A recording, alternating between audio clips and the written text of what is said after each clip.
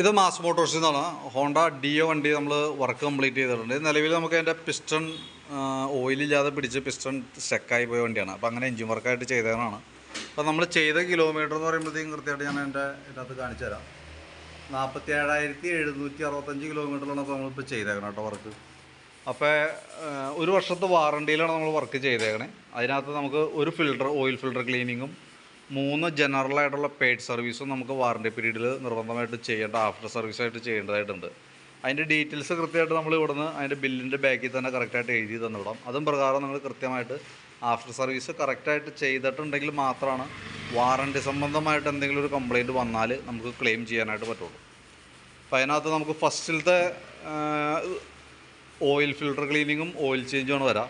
അത് നമുക്ക് ആദ്യത്തെ ഒരു മാസം അല്ലെങ്കിൽ 1000 കിലോമീറ്റർ നമ്മളിപ്പോൾ അയക്കണ കിലോമീറ്റർ കണക്കൂട്ടാം. അതിനേക്കാൾ പ്ലസ് 1000 കിലോമീറ്റർ ആയിക്കഴിഞ്ഞാൽ ഏതാണോ ആദ്യം തന്നെ, അതായത് ആ കിലോമീറ്റർ ഓട്ടം ഉള്ള വണ്ടിയാണെങ്കിൽ കിലോമീറ്റർ ആദ്യം വരും, ഓട്ടം കുറവുള്ള വണ്ടിയാണെങ്കിൽ ഡേറ്റ് ആദ്യം വരും. അപ്പോൾ അങ്ങനെ ഒരു മാസം അല്ലെങ്കിൽ 1000 കിലോമീറ്ററിനുള്ളിൽ അത് ചെയ്തോണം.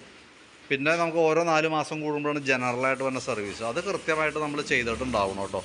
അതാണ് ശരിക്കും നമുക്ക് വാറണ്ടിയുടെ ടേംസ് ആൻഡ് കണ്ടീഷനിൽ പറയണ ഒരു കാര്യം. പിന്നെ ഓയിൽ ചേഞ്ച് കറക്റ്റ് 3000 കിലോമീറ്ററിൽ മാറ്റാം. അത് കമ്പനി ഓയിൽ തന്നെ യൂസ് ചെയ്യാന്നുള്ളതാണ്. അപ്പോൾ അത്രയും കേസ് ചെയ്യുകയാണെന്നുണ്ടെങ്കിൽ നമുക്ക് മാക്സിമം നമുക്ക് അതേ രീതിയിൽ തന്നെ സർവീസ് ഫോളോ ചെയ്ത് പോവുകയാണെങ്കിൽ മാക്സിമം ലൈഫ് നമുക്ക് ഉപയോഗിക്കാനായിട്ട് കിട്ടും. നമ്മളിതിൻ്റെ കറക്റ്റായിട്ട് മാറ്റിയാക്കുന്ന പാർട്സുകളൊക്കെ കമ്പനി ജെനുവിൻ ഒറിജിനൽ പാർട്സുകൾ മാത്രമാണ് നമ്മൾ യൂസ് ചെയ്തേക്കണേ.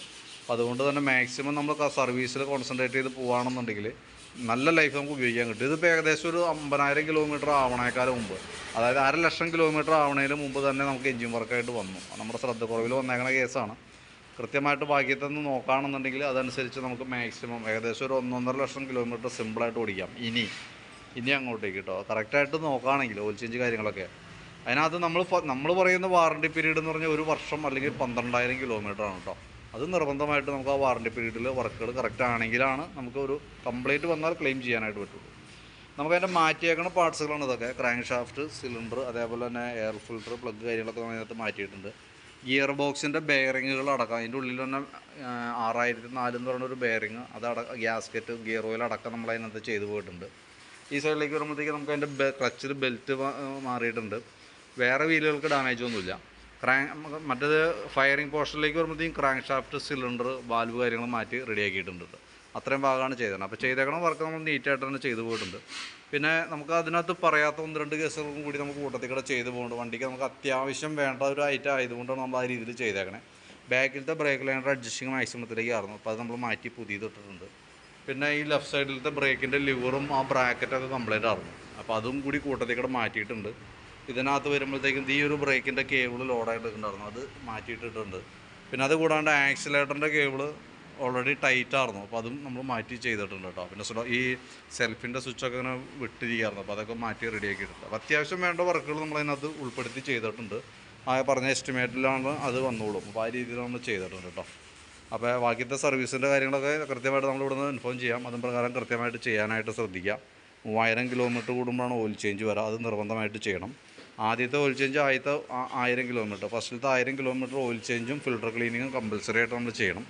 അത് പറയാൻ കാരണം നമ്മൾ ചെയ്യുന്ന വർക്ക് ചെയ്യുന്ന സമയത്ത് കോട്ടൺ വേസ്റ്റ് കാര്യങ്ങളൊക്കെ തുടയ്ക്കാനൊക്കെ ആയിട്ട് എടുക്കണം. അപ്പോൾ എവിടെയെങ്കിലും കഴുക്ക് കാര്യങ്ങളൊക്കെ ഉണ്ടെങ്കിൽ ഫിൽട്ടറിലൊന്ന് ബ്ലോക്ക് ആവും. പരമാവധി നമ്മൾ മാക്സിമം നീറ്റായിട്ട് തന്നെ ചെയ്തേക്കണേ. പക്ഷേ എന്നാൽ പോലും ഫിൽട്ടറിനകത്തേക്ക് അതിൻ്റെ പൊടി കാര്യങ്ങളോ അഴുക്കുകളൊക്കെ ഉണ്ടെങ്കിൽ വന്ന് അതിനകത്ത് അടിയാനുള്ള സാധ്യതയുണ്ട്. പിന്നെ അതിൻ്റെ എഞ്ചിൻ്റെ പെർഫോമൻസ് ചെക്ക് ചെയ്യണം, ഓയിൽ ലീക്കേജ് കാര്യങ്ങളൊക്കെ ഉണ്ടോ എന്ന് നോക്കണം. അതിനൊക്കെ വേണ്ടിയിട്ടാണ് ആദ്യത്തെ ഒരു മാസത്തിനുള്ളിൽ നമ്മൾ ചെക്ക് ചെയ്യാൻ പറയേണ്ട കാര്യം കേട്ടോ. അതൊക്കെ ഒന്ന് കറക്റ്റായിട്ട് ശ്രദ്ധിക്കാം. ബാക്കിത്തെ ഈ പറഞ്ഞ രീതിയുടെ കൃത്യമായിട്ട് നമ്മൾ അതിൻ്റെ ഡീറ്റെയിൽസ് പറഞ്ഞുതരാം. അതും പ്രകാരം ചെയ്യാനായിട്ട് ശ്രദ്ധിക്കാം.